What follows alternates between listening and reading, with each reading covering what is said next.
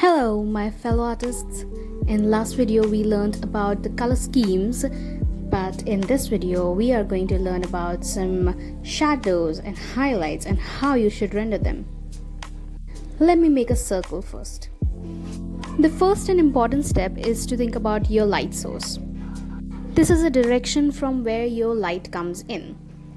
After I consider my light source, I will put my highlights. So my light source could be from the front, from back, from side, anywhere. If my light source is here, then my highlights will be on top right of this circle. So I'm just gonna take a brush and pick a color which will be my highlight, and there you go. This is your highlight. Your shadow will be opposite to your highlight. So my shadows will be here on bottom left. After adding my shadows and highlights, I like to blur them. You guys know that. You can choose to blur them out whole, or you can just blur the outlines. That's it. There you go. This is how you make it 3D. There is one more type of shadow which is called cast shadow that I would like to talk about. This sphere casts a shadow on the floor it is kept upon. It might be a table or just your normal floor or something like that. So I'll just reduce this form and create a shadow. There you go. Does it look realistic and 3D now? There is one more way you can add your highlights. This one makes your artwork look more realistic. You choose your highlight color and then reduce the opacity of the brush. Then you keep on dragging some strokes upon it. In this way you get different values of highlight. You can do the same thing with your shadows and then just blur them out. This is because there is not just one sharp shadow or highlight. You can do that though. That also gives a good look to your artwork. That is mostly done by people when they are making some portraits. Now, what if my light source is coming from the front? Then obviously my highlights will be in the center or below that. My highlights will be on the opposite side, which is kind of on the back. Or here I can say at the edge of the circle. I don't mostly use this light source. This is because it can be a little bit confusing. You can see even I am struggling a little bit here. A good way to start is to keep your light source on the top left or top right. Here your cast shadow will be behind the sphere.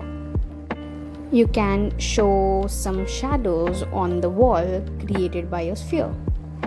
This is mostly done when you want to show your square as a 3D, like a box or something. Or you can also show a cast shadow on the floor like this.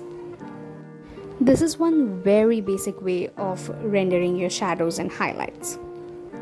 Let's talk about how you should render some shadows on some figures or say clothes. Our bodies also form a shape that is cylindrical. This can also be used on trees because they are also cylindrical. Have you ever noticed that?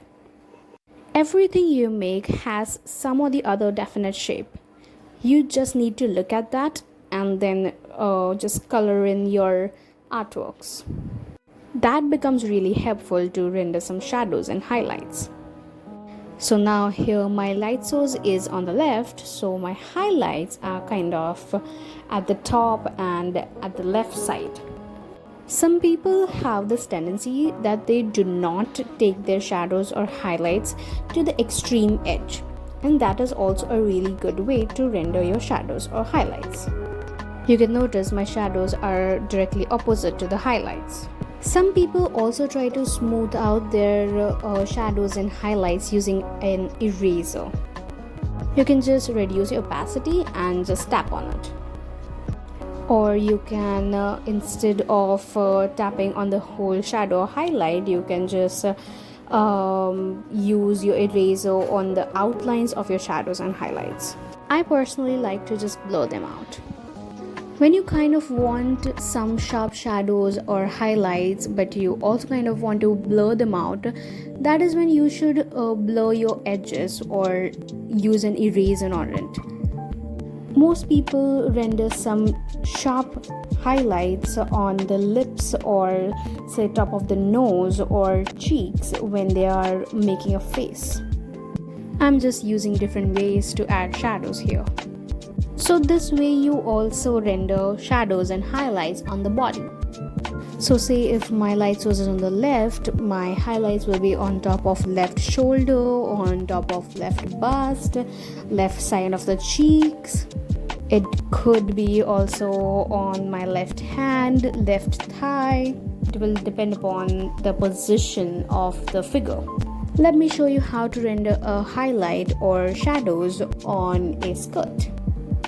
So the skirts with less weight fabrics, or say it are kind of loose and not really heavy, for example chiffon, such skirts kind of curve in and out, whereas high weight fabrics which are kind of used in jeans or something do not curve in and out because they are heavy. Skirts have such curves. They might be a knife pleat too.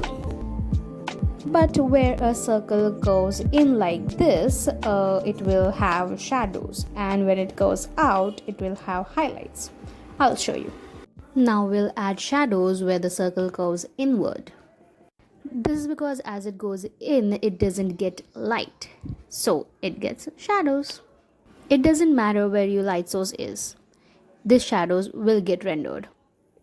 Along with this, the parts of the clothes which are away from the light will get shadows. So my highlight is on the right, so my shadows will be on the left. I am kind of going to erase the edges and then blur them out so it will look like they are really curved inwards. I will blur out all of my shadows. You can somewhat notice now, this is kind of really looking realistic.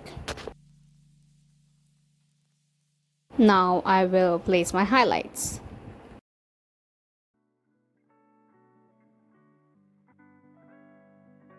The highlights will be placed at two places. First at the extreme right curve and the second one here. I will not make this one more sharp and kind of make it a little bit smooth. This is because it is kind of far away from the light, so it won't be as sharp as this first highlight on the right. I feel that my shadow on the left is kind of too dark or too large, so I'm just going to reduce it a little bit. And that is it. This can be used for any kind of hem. That is it for today. In future videos, I will show some more ways to render highlights and shadows on different types of things and clothings. I hope you guys learned something new. If you did, just like, share, subscribe, and if you have any questions or suggestions, just drop them in the comments, and I'll see you in the next video.